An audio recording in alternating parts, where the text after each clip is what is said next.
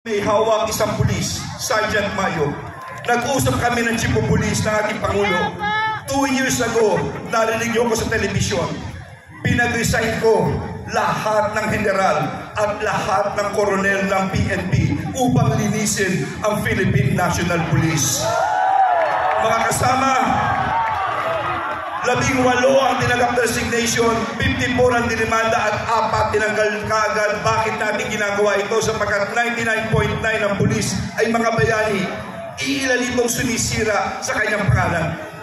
And on record, during my time, 33.8 billion na droga ang nakuha ng PNP under the DILG, the biggest in the history of the Philippines.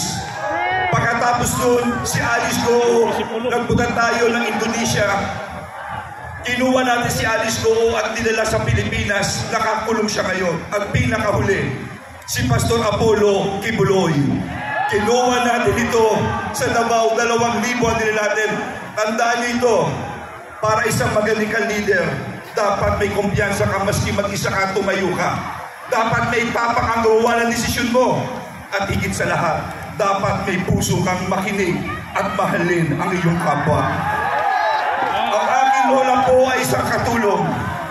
Ang aking lolo ay isang kardinero. Ang aking ama ay isang janitor at kadi. Ako mismo ay graduate ng Barangay Daycare Center. Alam ko po ang dapat gawin. At ano yung offer ko? Alam kong mahal ang kuryente. Tandaan niyo ito, pag-upo ko.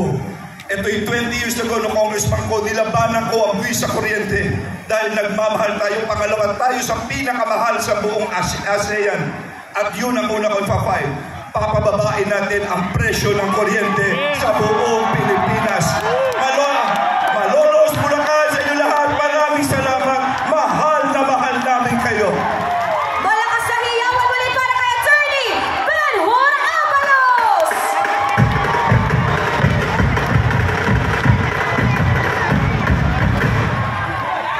Para kay